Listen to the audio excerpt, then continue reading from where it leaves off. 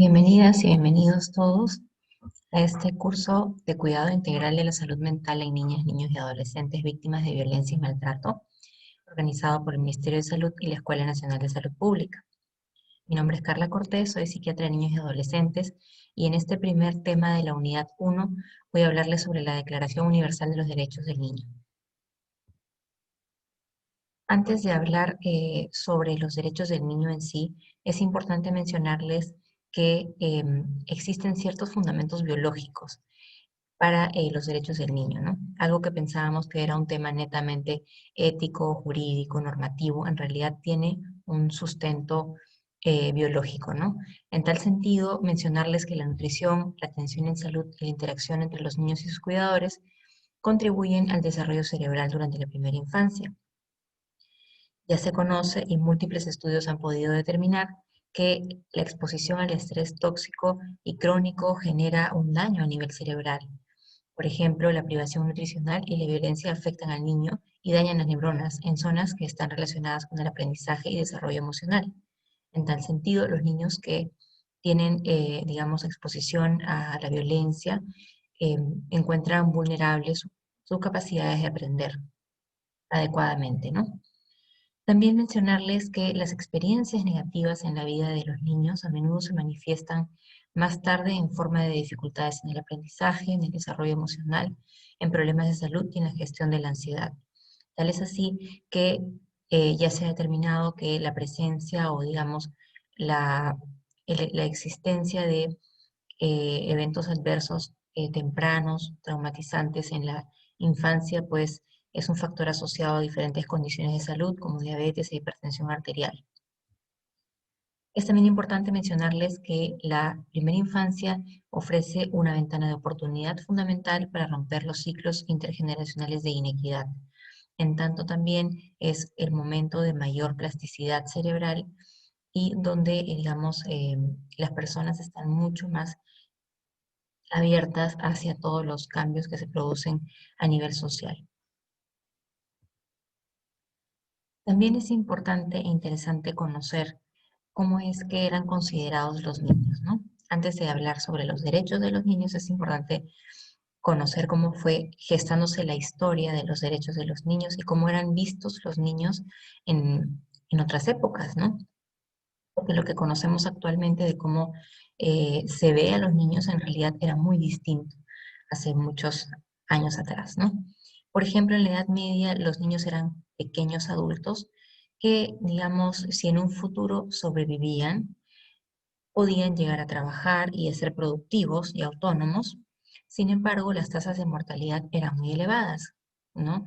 Más del 40% de ellos moría antes del año, muchos de ellos eran asesinados por tener alguna deformidad o por ser considerados ilegítimos, ¿no? Los niños eran considerados como mano de obra barata y productiva y un seguro para la vejez. No eran considerados como, digamos, seres, como sujetos de derecho, simplemente eran, digamos, llegaban a la familia y si es que la familia tenía buenas condiciones, podía asignarlos con una nodriza y los iba a amamantar y iban a vivir, digamos, relativamente tranquilos hasta que en la adultez se convirtieran en caballeros y pudieran de alguna manera ser autónomos, ¿no? Sin embargo, la mayoría de niños desafortunadamente no tenía ese, ese fin y terminaba falleciendo, terminaba enfermo, gran cantidad también fallecía en la adolescencia debido a enfermedades infectocontagiosas, ¿no? También era importante, es importante mencionar que los niños en esa época eran considerados como seres a veces perversos o corruptos que tenían que ser socializados, ¿no? Y redimidos mediante la disciplina y el castigo físico. Mucho se creía en temas de pecado y el demonio, y que si los niños se portaban mal estaban como endemoniados, o si los niños tenían alguna deformidad, podían tener algún tipo de digamos, de daño, ¿no? Demoníaco. Entonces, ellos fueron objetos de las más diversas penurias y explotación por parte de los adultos. Es importante que sepamos esto porque ha habido un gran cambio a lo largo de los de los siglos hasta lo que tenemos el momento actual. Más adelante, a partir de los siglos XVIII y XIX, los niños fueron adquiriendo el rango de ciudadanos con derechos, deberes y libertades de manera gradual, y también fueron apareciendo progresivamente los sistemas nacionales de enseñanza y sociedades filantrópicas destinadas a la protección de la infancia. Había un mayor interés en que se educaran, en que se socializaran, se les empezaba a ver, digamos, en cierta manera distintos a los adultos. Sin embargo, todavía existían, digamos, gran cantidad de niños que vivían en situaciones lamentables y eran explotados productivamente en fábricas y minas. En los siglos XIX y a mediados del siglo XX, este concepto de la infancia, de la niñez, fue modificándose y se iba orientando cada vez más al cuidado y a la formación de los niños en lugar de simplemente dominarlos y disciplinarlos y castigarlos, ¿no? También hubo cada vez mayor interés por la educación y la socialización del niño, tal es así que los textos jurídicos de esa época empezaron a centrarse y enfocarse más en estos aspectos. Sin embargo, todavía predominaba una mirada del niño desde el déficit al ser adulto como patrón de referencia, ¿no? Es decir, el niño todavía era visto como diferente al adulto en sentido de que necesitaba otro tipo de, digamos, de consideraciones, que el adulto tenía una posición jerárquica mucho mayor, ¿no? Era distinto, básicamente. A mediados del siglo XX, la empatía hacia el niño aumenta muchísimo, se genera un mayor interés en desarrollar las características propias de cada niño, en comprender sus necesidades y en potenciar sus habilidades, ¿no? También la actitud de los padres empieza a cambiar, ya no es una actitud de control, de dominio excesivo, de disciplina rígida, sino es el de tener paciencia y dedicación para crecer en un ambiente agradable y cuidador. Obviamente, esto no quiere decir que se dé en el 100%, porque todavía hay muchas familias y en muchos lugares y contextos donde la disciplina continúa siendo punitiva y rígida. Sin embargo, estamos hablando a un nivel, digamos, más macro, estos cambios que se han estado dando de los niños en la historia de la sociedad, ¿no? También en esta época ya reciente, moderna, pues hay evidencias más claras de este cambio en, digamos, la aparición de condiciones que iniciarían también el camino para la consideración de los derechos de los niños, ¿no? Quiere decir de que a partir de este siglo ya empieza a trabajarse todos los conceptos previos al establecimiento de los derechos de los niños. Entonces, ya encontrándonos un poco en el tiempo, en el año 1924 se generó el primer manifiesto sistemático sobre los derechos de los niños. Esto fue en la Convención de Ginebra. En este documento se puso a disposición de los niños todos los medios necesarios para su correcto desarrollo y se empezó ya de una manera a expresar y a manifestar sus derechos, sus necesidades, ¿no? Y todos aquellos mecanismos para protegerlos. Sin embargo, estaba centrado en las obligaciones de los adultos, en lo que los adultos tenían que hacer, básicamente sin considerar la perspectiva del niño necesariamente. Eh, y bueno, era un primer escrito, un primer documento, ¿no? En 1950 se creó el Fondo de las Naciones Unidas para la Infancia, que inicialmente tuvo un rol más de salud, enfocado en estrategias de promoción de la salud y cuidado de la salud, pero posteriormente fue ampliando un poco su abanico de acciones para incluir también todos los temas de protección y seguridad a la niñez. En el año 1959 se realizó la Declaración de los Niños, de los Derechos de los Niños, a través de 10 principios. Sin embargo, no tenía todavía un carácter obligatorio, era netamente, digamos, informativo, o podía de alguna manera exhortar o animar o llevar a los estados diferentes a poder cumplirlos, pero no era estrictamente obligatorio, ¿no? En el año 1938 se generó una versión provisional de la Convención sobre los Derechos del Niño, pero recién en el año 1989 se dio la aprobación del texto final de la Convención sobre los Derechos del Niño el 20 de noviembre, cuya, digamos, cuyo uso fue de carácter vinculante, es decir, obligatorio para todos aquellos los países que ratificasen esta convención, ¿no? Y bueno, cabe mencionar que nuestro país la ratificó por última vez en el año 1990 y actualmente son 193 países que han ratificado esta convención, a excepción de Estados Unidos y Somalia. Ahora, ¿por qué es importante esta Convención de Derechos de los Niños? Es importante porque se aplica prácticamente en toda la comunidad de naciones. Todos están adscritos a esta convención y es importante porque ofrece un marco ético y jurídico común sobre el cual diseñar y ajustar los dispositivos legales existentes y, bueno, también generar nuevos dispositivos legales, ¿no? U optimizarlos.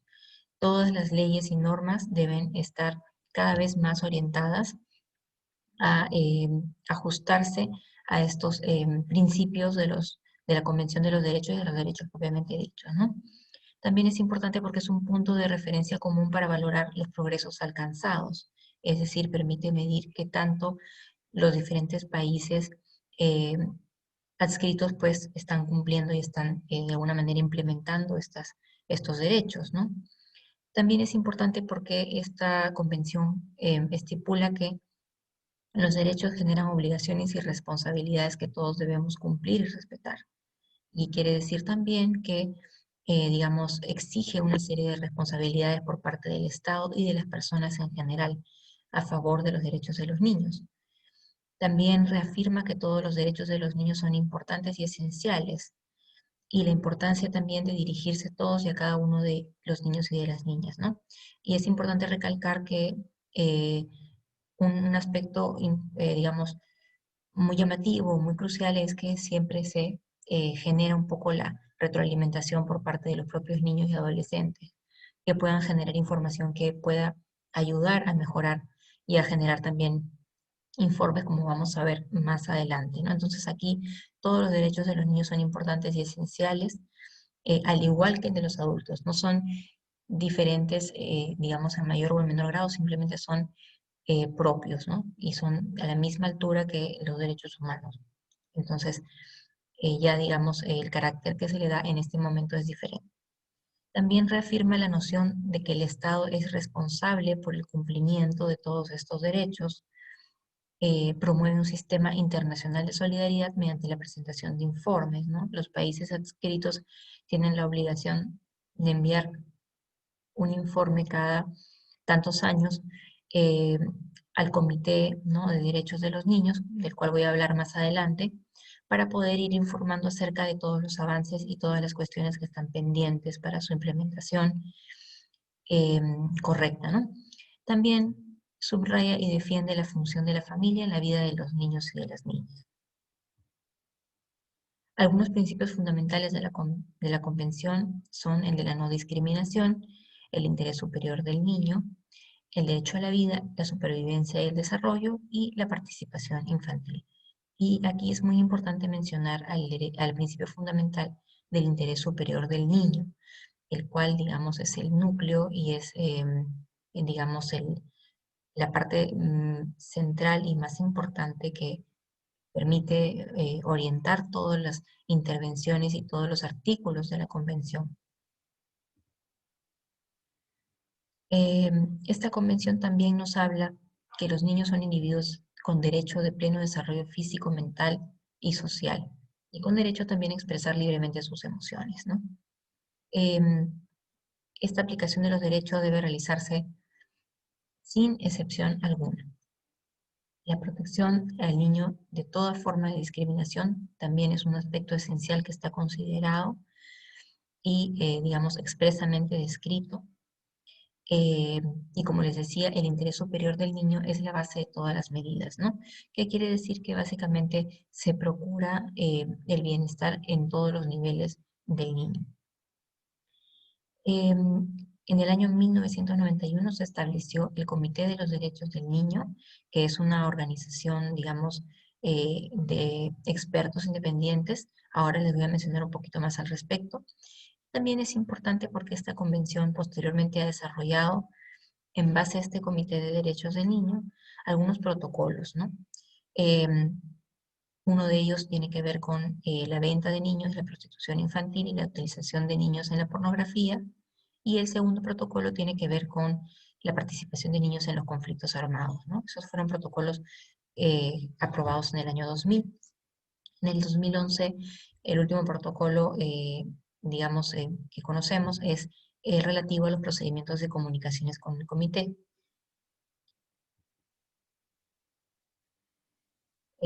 Como les decía, este Comité de los Derechos del Niño es un órgano de 18 expertos internacionales que supervisa la aplicación de la Convención y sus 3 protocolos por los Estados parte. El Comité de los Derechos del Niño recibe denuncias de los niños cuando creen que se están violando sus derechos en virtud de la Convención y cuando los otros 2 protocolos también son violados.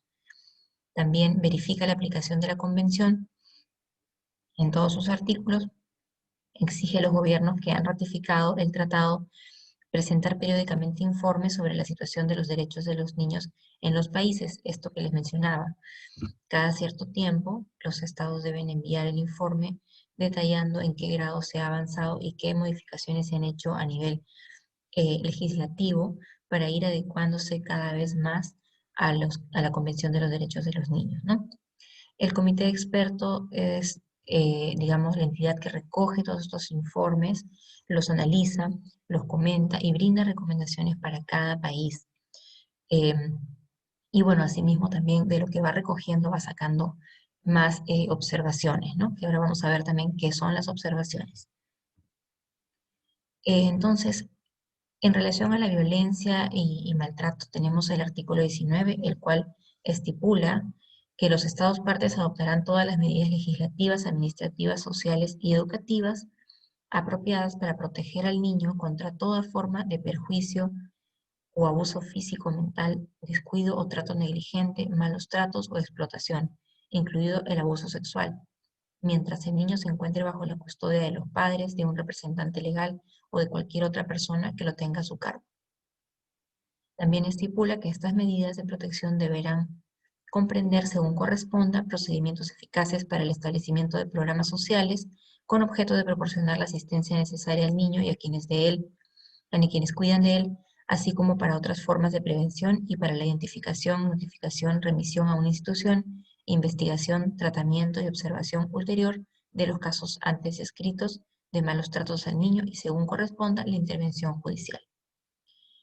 Entonces, este es el artículo, digamos, principal en torno a la violencia, el cual todos debemos tener en mente eh, para, digamos, el desarrollo del curso y también para nuestra práctica cotidiana, ¿no? Con aquellos niños, niñas y adolescentes que han sido víctimas de violencia. Otros artículos que también están relacionados a la protección de los niños, niñas y adolescentes son el artículo 32, que habla de proteger al niño contra el desempeño de cualquier trabajo nocivo para su salud, educación o desarrollo, fijando edades mínimas de admisión al empleo y reglamentando las condiciones del mismo. También está el artículo 33 que estipula que es derecho del niño ser protegido del uso de estupefacientes y sustancias psicotrópicas y se impedirá que esté involucrado en la producción o distribución de tales sustancias. El artículo 34 menciona que es derecho del niño ser protegido de la explotación y abuso sexual, incluyendo la prostitución y su utilización en prácticas pornográficas. El artículo 35 menciona que es obligación del Estado tomar todas las medidas necesarias para prevenir la venta, el tráfico y la trata de niños. El artículo 36 menciona que es derecho del niño recibir protección contra todas las formas de explotación no consideradas en los artículos 32, 33, 34 y 35. Y el artículo 37 menciona que ningún niño debe ser sometido a tortura, a penas o tratos crueles, inhumanos o degradantes, a la pena capital, a la privación perpetua y a la detención o encarcelación ilegales o arbitrarias. Y que todo niño privado de su libertad debe ser tratado con humanidad, estará separado de los adultos, tendrá derecho a permanecer en contacto con su familia y a tener pronto acceso a la asistencia jurídica u otra asistencia adecuada.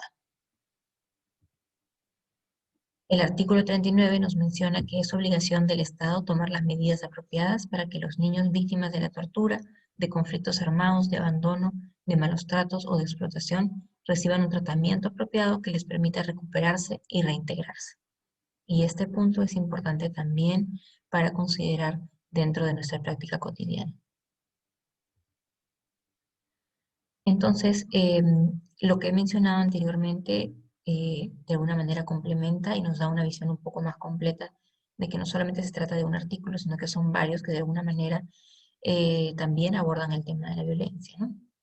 Entonces, ¿cuáles son los derechos? Hagamos digamos, una actualización, un recordaris de los derechos de los niños de acuerdo a la convención, ¿no? Los derechos son a tener un nombre y a una nacionalidad, a conocer a sus padres, a vivir con sus padres, a no ser que no sea su mejor interés, a mantener contacto con sus padres, así viva por separado de alguno de ellos, a reunirse con sus padres en lo posible, a expresar una opinión y a que su opinión sea tomada en cuenta, a obtener información apropiada, a reunirse con otros y crear asociaciones, a tener privacidad, a tener acceso a la información y a materiales de diferentes fuentes. También a contar con protección del abuso y negligencia, a recibir cuidados apropiados tomando en cuenta la herencia cultural del niño si no está con su familia, a recibir cuidados, educación y entrenamiento especial si tiene alguna discapacidad mental o física, a disfrutar de las mejores condiciones de salud posible, a disfrutar de un estándar de vida adecuado, a recibir una educación que desarrolle su personalidad y talentos únicos, a disfrutar de su propia cultura, a practicar su propia religión y a usar su propio lenguaje, a descansar y disfrutar de las actividades de juego y recreación, a participar de las actividades artísticas y culturales, a ser protegido del trabajo infantil. También a ser protegido de drogas ilícitas, de la explotación sexual o abuso, del tráfico ilícito de menores de edad y a toda forma de explotación que sea perjudicial para su bienestar. También ser protegido de la tortura, castigos crueles, inhumanos o tratos degradantes o castigos, a que no se le convierta en soldado, a ser protegido de los conflictos armados, a ser protegido de la pornografía, a recibir una rehabilitación adecuada en caso de ser víctima de alguna violación de sus derechos y a recibir un proceso justo ante la ley.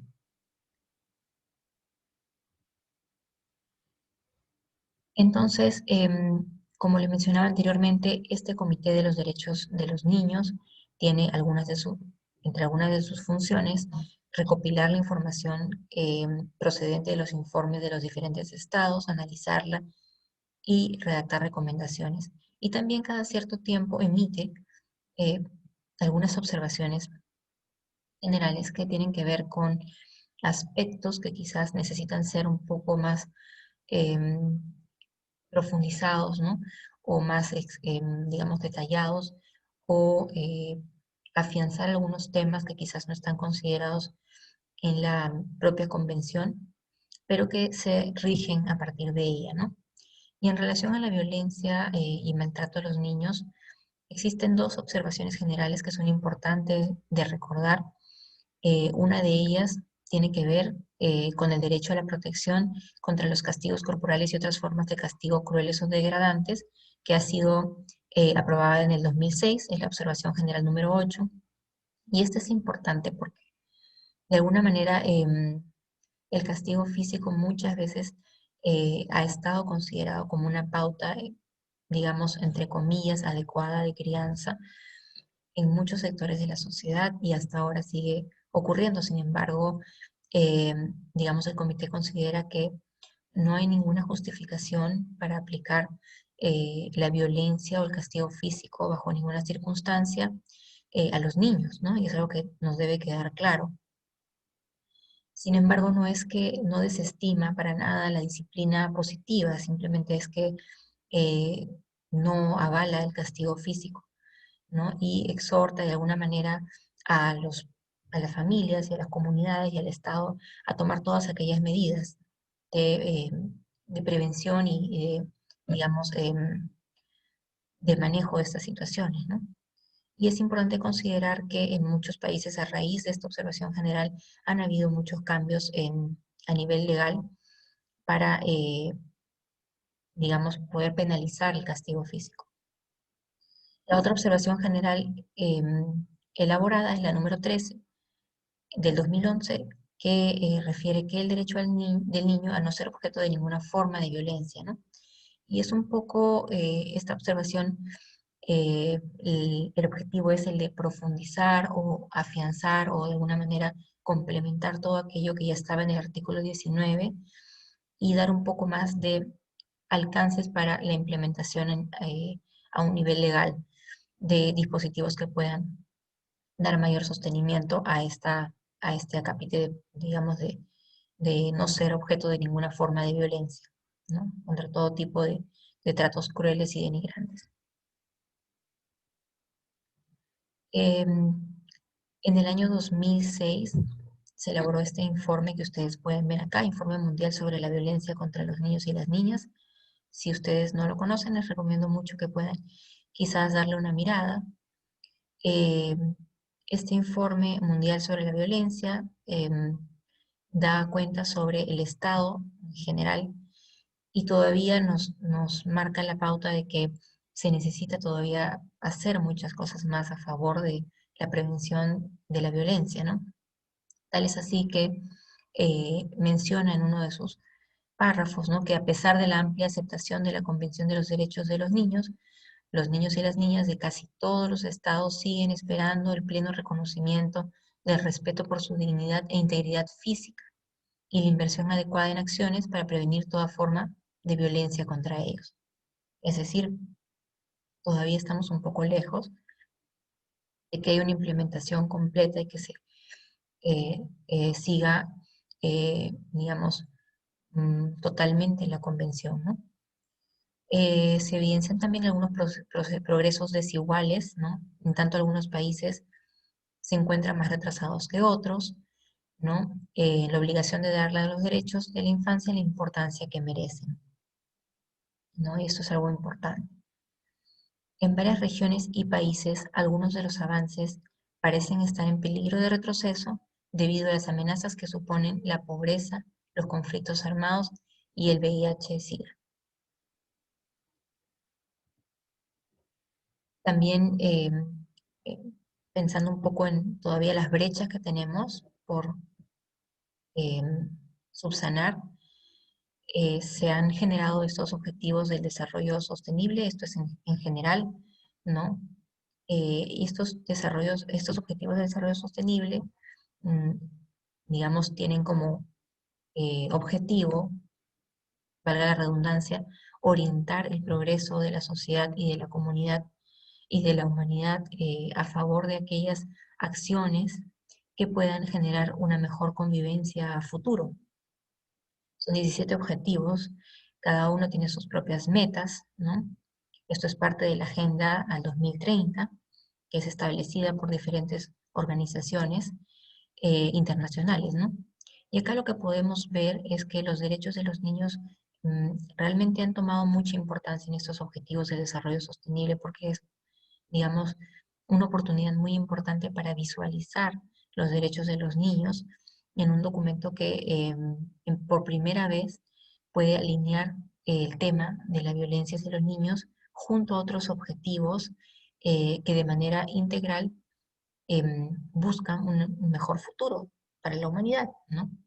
Entonces aquí los objetivos relacionados, principalmente el objetivo 16 relacionado a la paz, la justicia e instituciones sólidas, nos habla de una meta, la meta 16.2, que es poner fin al maltrato, a la explotación, la trata y todas las formas de violencia y tortura contra los niños, ¿no? Este es un objetivo directo, explícito, que está consignado dentro de los objetivos del desarrollo sostenible. Sin embargo, también es interesante ver que hay otros objetivos que indirectamente también se relacionan con la disminución de la violencia y que de alguna forma crean una mejor comunidad, una comunidad más igualitaria y, digamos, más pacífica, ¿no? Y eso tiene que ver, por ejemplo, con los objetivos relacionados al fin de la pobreza, a la salud y bienestar, a la educación de calidad y a la igualdad de género. Entonces, la violencia hacia los niños está siendo evidenciada en estos objetivos y es importante que los conozcamos para poder encaminarnos hacia ello. En nuestro país eh, se han dado muchos cambios, ¿no? Muchos avances a favor de reconocer en su totalidad los derechos de los niños. Sin embargo, de acuerdo a este documento que se llama La adecuación normativa a la Convención sobre los Derechos del Niño en América Latina, avances y deudas con la niñez, realizado por UNICEF, nos da cuenta de que la Constitución peruana es especialmente lacónica respecto al reconocimiento específico de los derechos del niño y la niña y adolescentes, que se requiere afianzar la protección frente a la violencia en niñas, niños y adolescentes mediante disposiciones normativas específicas y con enfoque integral. También este documento, este importante informe, nos menciona que el Código de Perú requiere una revisión integral, se refiere al Código de Niños, Niñas y Adolescentes, ya que los derechos de los niños, niñas y adolescentes deben ser reconocidos con un alcance más amplio, comprendiendo toda su especificidad, ¿no? Y también debe integrarse con mayor énfasis el enfoque de género dentro de, digamos, la normatividad, ¿no? Entonces nuestro país avanzó en varios aspectos, sin embargo todavía tiene algunas brechas, como sucede en diferentes países del mundo. Sin embargo, es un tema que tenemos en mente y esperamos que siga siendo importante en las agendas de los tomadores de decisiones y de las autoridades, ¿no? Em, Finalmente, termino con esta reflexión. No hay causa que merezca más alta prioridad que la protección y desarrollo del niño, de quien dependen la supervivencia, la estabilidad y el progreso de todas las naciones y, de hecho, de la civilización humana. Y bueno, quiero agradecerles por la atención brindada a esta presentación. Deseo que sigan aprendiendo todo lo necesario para poder realizar el abordaje, ¿no?